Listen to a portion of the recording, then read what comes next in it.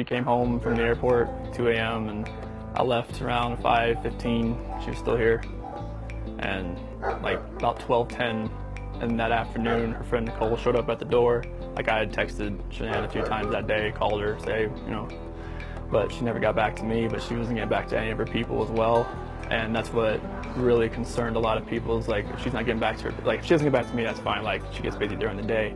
But she didn't get back to her people, which was very concerning. And Nicole called me when she was at the door, and that's when I came home. And then walked in the house and nothing was vanished, nothing was here. I mean, she wasn't here, the kids weren't here. Nobody was here. Did you guys get into an argument before she left? It wasn't like an argument. We had an emotional conversation, but I'll leave it at that. But I just want them back. I just want them to come back.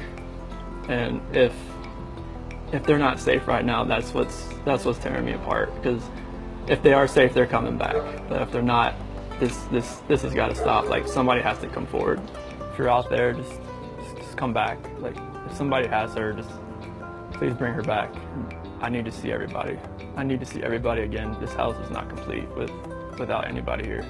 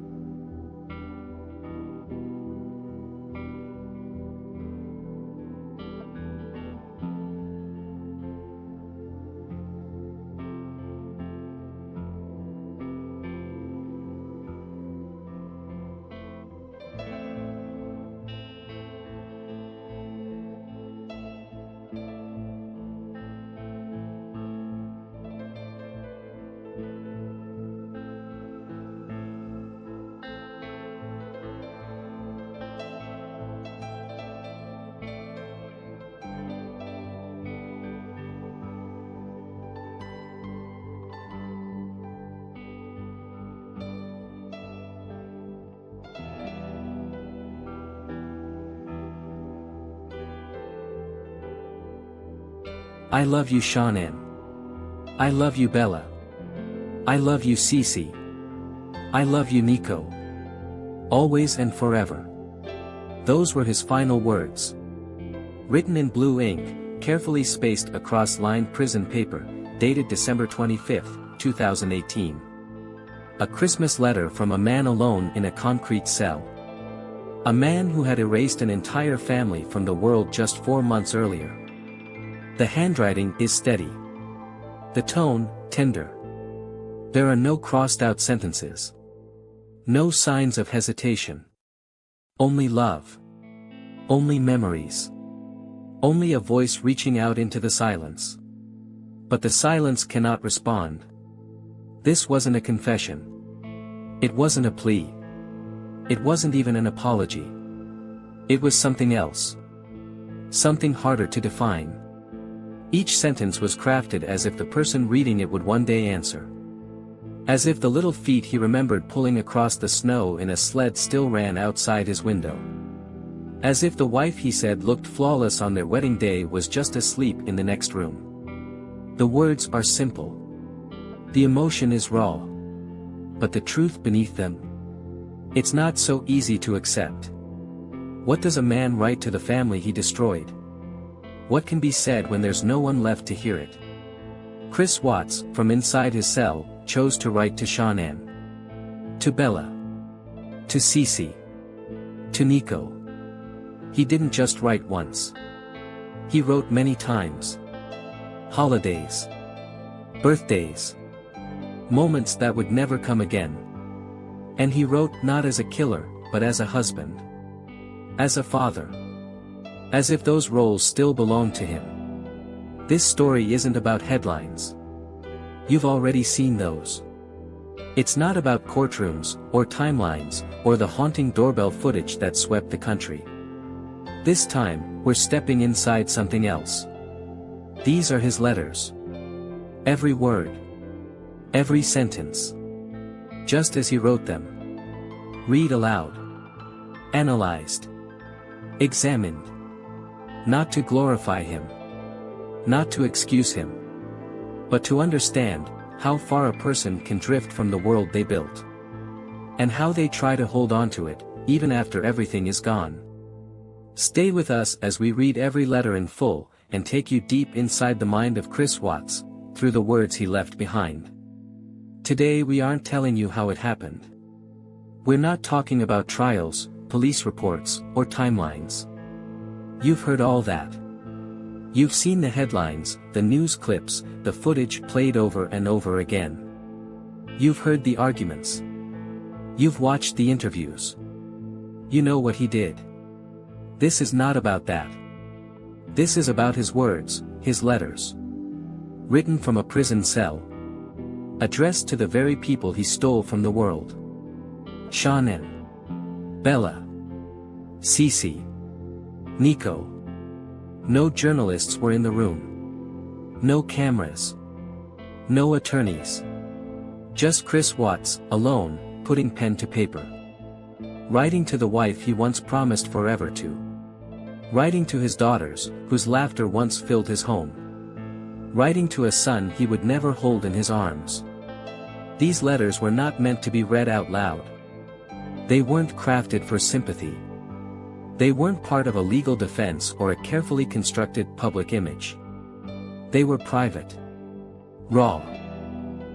At times, disjointed. At other times, unsettlingly calm. He wrote them during holidays. On birthdays. In the quietest moments of his life. Moments where the weight of his actions met the cold stillness of a prison cell. And when no one else was watching, he spoke to them. As if they were still there. As if they were listening. And today, so are we. We're going to read each letter. Uninterrupted. Exactly as he wrote them. No rewrites. No edits. Just the unfiltered voice of a man who lost everything, by his own hands, and tried to speak into the emptiness that followed. Then, we're going to unpack them. Line by line. Word by word. We'll look at what he said, and what he didn't. We'll hear his memories, his reflections, his longing, and his silence. We'll try to understand the distance between what he wrote, and what really happened. This isn't about justice. It isn't about punishment. It's about the space between memory and reality. Between guilt and grief.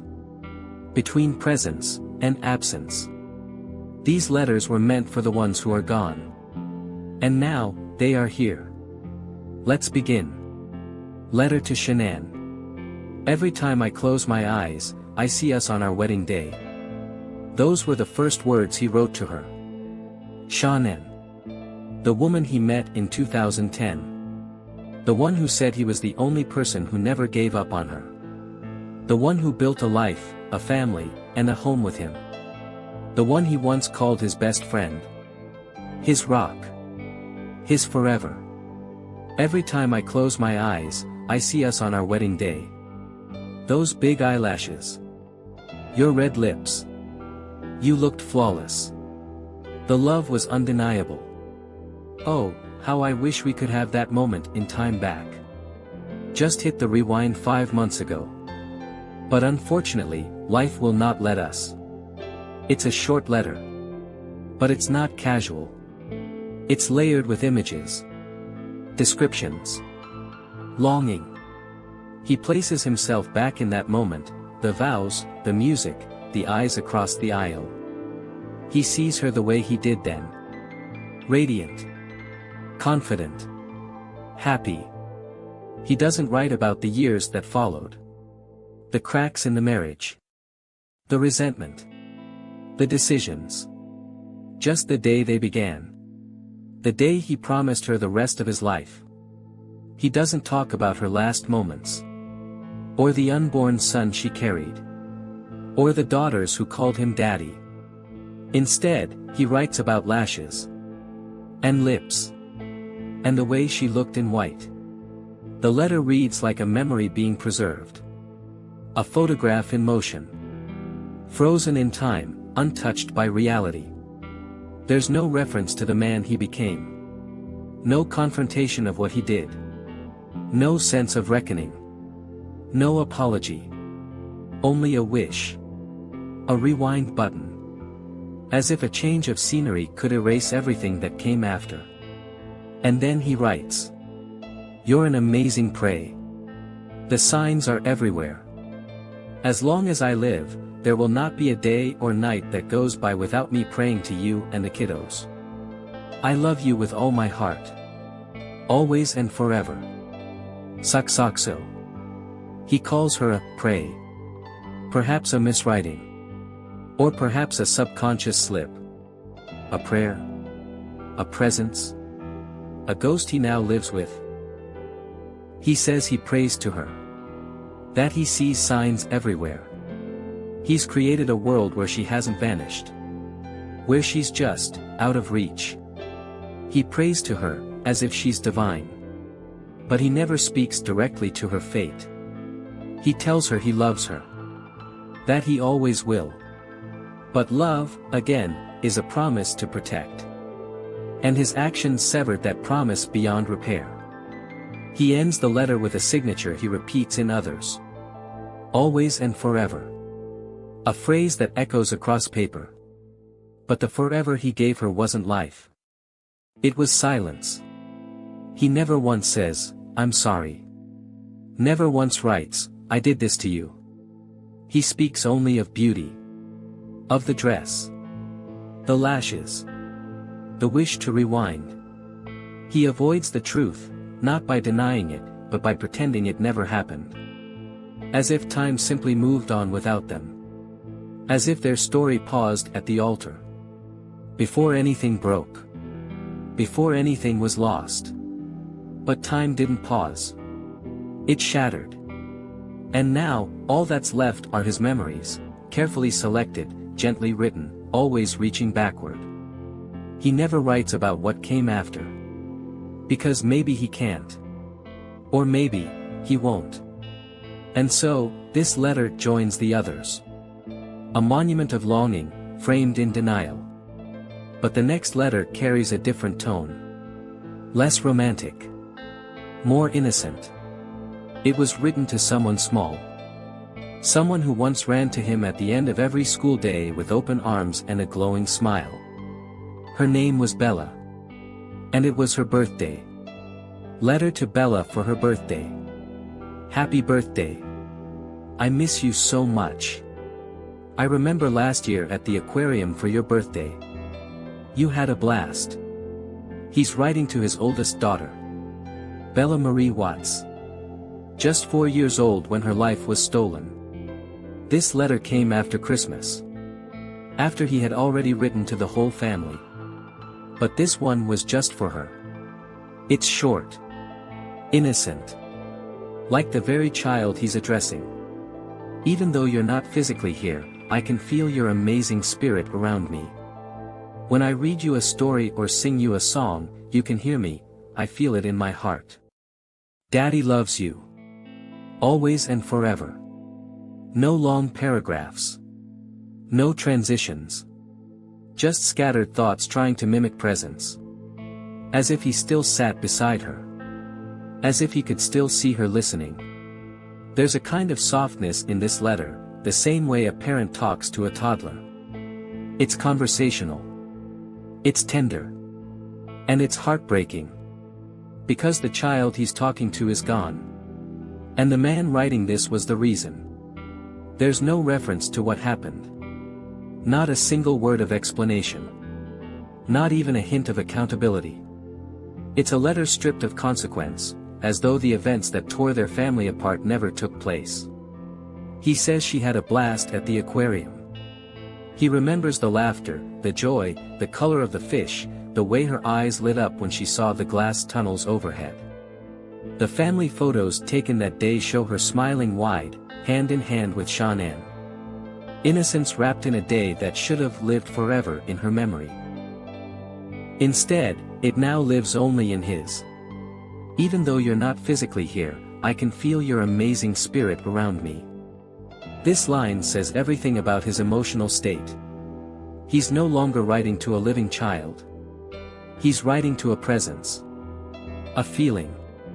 A ghost. He doesn't say, "You're gone." He doesn't say, "I miss you because of what I did." Instead, he folds himself into magical thinking, the kind children are known for.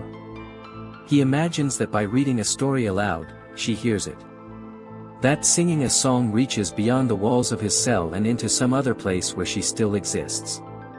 It's a form of self-soothing. A kind of grief that never moves forward. Because to move forward, he'd have to stand in the truth. And in this letter, he never touches it. He signs it again, the same way he always does. Daddy loves you. Always and forever. He uses the name, Daddy, a title filled with warmth. The kind of title you earn through bedtime stories and scraped knees and surprise hugs. And here he writes it again, like he still deserves to hold it. And perhaps, in his mind, he does. But what this letter reveals, more than anything, is a man trying to keep something alive. A bond. A connection. A flicker of innocence in a life now defined by devastation. It's hard to read. Harder to listen to.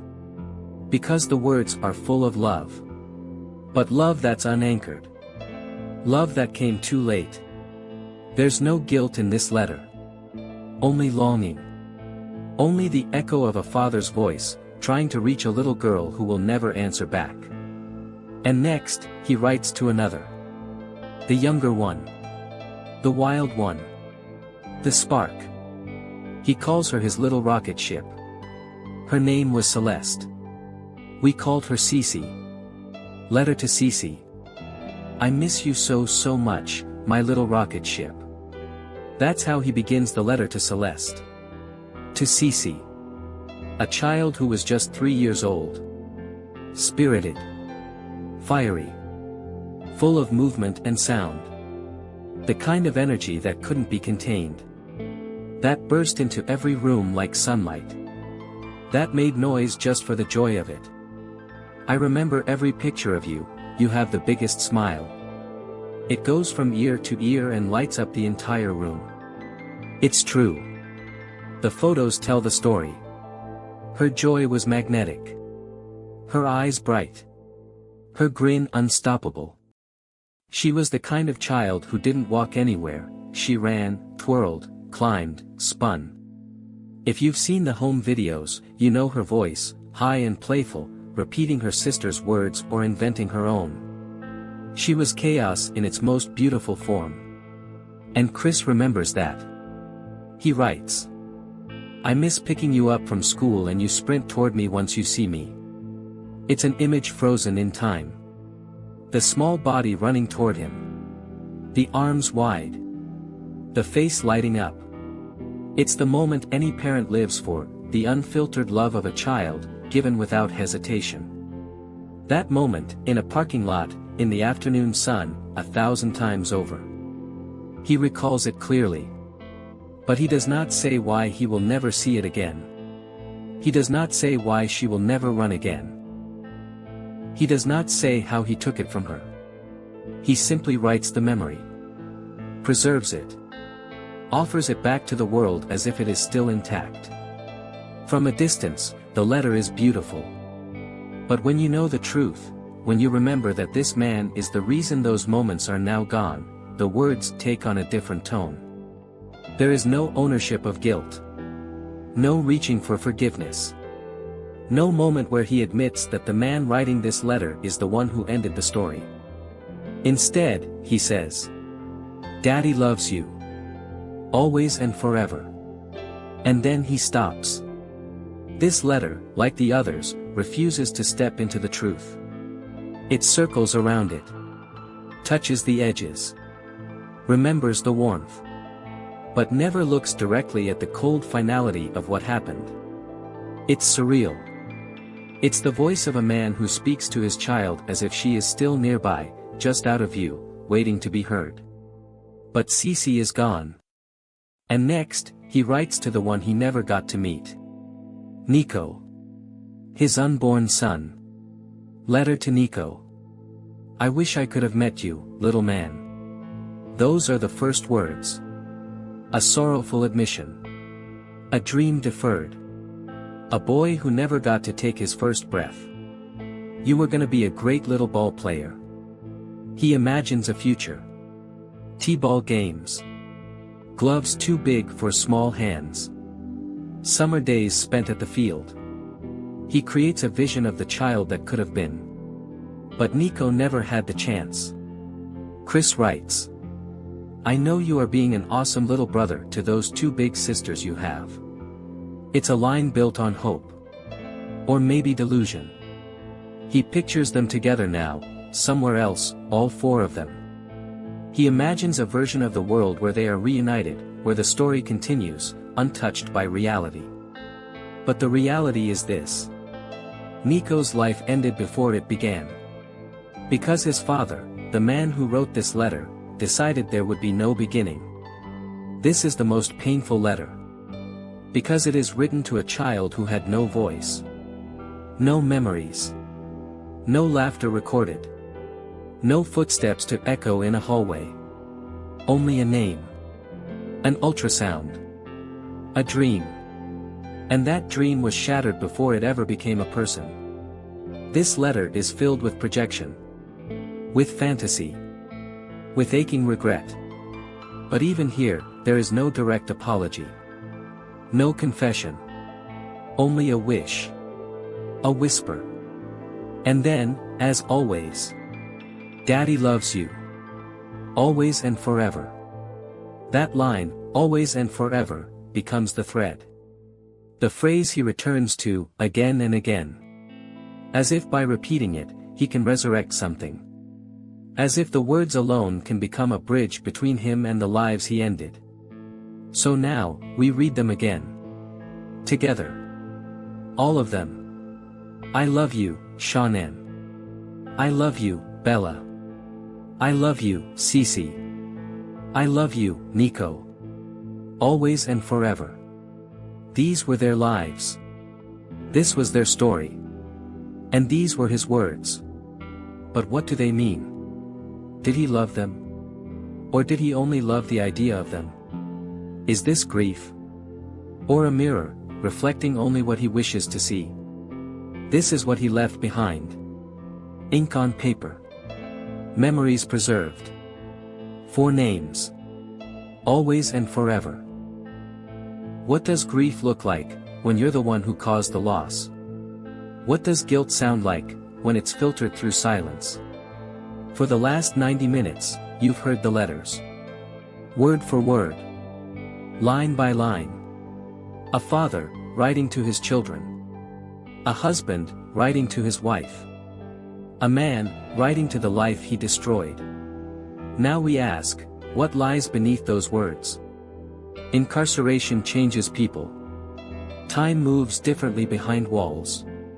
The quiet gets louder. Memories become sharper. Regret creeps in, slowly, then all at once. There are no distractions. No routines. Just the weight of your own mind, and the sound of a metal door that never really closes, because it never really opens. Chris Watts lives in that stillness. And in that stillness, he began to write. But the question isn't just what he wrote. It's why. Does he grieve? Yes. But what kind of grief is this? Not the grief of a man who lost someone. The grief of a man who took everything, and is left with nothing. He remembers sled rides. Elf costumes. Aquarium birthdays. He says, I miss you. He says, I love you. He prays. He speaks to them like they're still there. But is that grief, or guilt? There's a psychological tension in these letters. One that never fully resolves. It's the distance between knowing what he did, and refusing to write it. He never confesses. He never describes the moment. He never names the act. He remembers the laughter, but not the silence that followed. He remembers the smiles, but never the fear. So we're left asking, is this guilt, reshaped into something easier to live with? Or is it denial? He says he loves them. But what does love mean when it follows violence? When a man says, "I love you," to the people he killed, we have to ask, who is he really talking to? The living? The dead? Or himself? This is where cognitive dissonance takes root, the psychological conflict between actions and identity. He cannot reconcile the person he was with the person he became. So, he creates a version of himself that still loves, still remembers, still belongs. Is it redemption? Or is it performance? Is he trying to rebuild something inside his head? Or is he trying to persuade us, the readers, the listeners, the outsiders, that he's still human? And then there's the stillness again. The isolation. The voice in the void. He writes, because they can't answer. He writes, because the silence might break him if he doesn't. And in that silence, he says he hears them. He says they're with him. That he sees signs. That he feels their spirits. Which brings us to the next part of this story, the spiritual thread woven through every line. God blesses me with. Those are his words. Scattered throughout the pages. Written without irony. Jesus is with me. I pray to you. God is with us. Always and forever. It's easy to overlook. But it's there, buried inside the soft lines, a search for meaning. A desire to believe in something greater than consequence. He quotes scripture. The Lord bless you and keep you. The Lord make his face shine upon you and be gracious to you. The Lord turn his face toward you and give you peace. Numbers 6:24-26. The priestly blessing. A verse used at funerals. At blessings of newborns. And in moments of finality. So why did Chris Watts write it in a letter to the family he ended? Is it hope? Is it desperation? Is it an attempt to offer peace to those he stole it from? Many inmates turn to religion. They seek God when the world stops speaking back. In that silence, faith becomes structure. Ritual. Comfort. But comfort doesn't equal repentance. So we ask again. Is this remorse? Or is it self-preservation? Does he believe in redemption? Or is he clinging to the idea that someone, somewhere, might still listen? Because in his letters, God always listens. Jesus is always near. And Shanann, Bella, CeCe, Nico, are always still with him. In spirit. In signs. In moments he says he feels, though they're no longer real. It's not confession. It's reconstruction. A man who destroyed everything, building a world where he didn't. Where he still belongs. Where he is still a father. Still a husband. Still loved. Still worthy. But letters are one-way conversations. And redemption only comes when you walk toward the truth. He hasn't yet. But he writes. And writes. And signs every line the same way. Always, and forever. He said, always and forever. But forever, now, is a prison cell. A bed bolted to concrete. A window that doesn't open. A door that only locks. That's where the words came from. The stories. The memories. The soft echoes of a man speaking to those who can no longer answer. The ones he wrote to. They are not there. They do not hear him. They live on, but not in this cell. They live in photographs. In shared memories. In the lives of those who loved them, far beyond these pages. Far beyond these words. We've read the letters. Word for word. We've heard the longing, the guilt that hides between the lines, the stories that try to recreate what cannot return. But now it's your turn to speak. What do you think these letters reveal? Were they written in remorse? In delusion? Or something else entirely? Comment your thoughts below. And if these stories move you, if the human mind, in all its complexity, continues to pull you in, like this video, subscribe, and share it. Because there's more to come. More stories. More voices. More truths we still don't fully understand. Until then, stay curious. And stay human.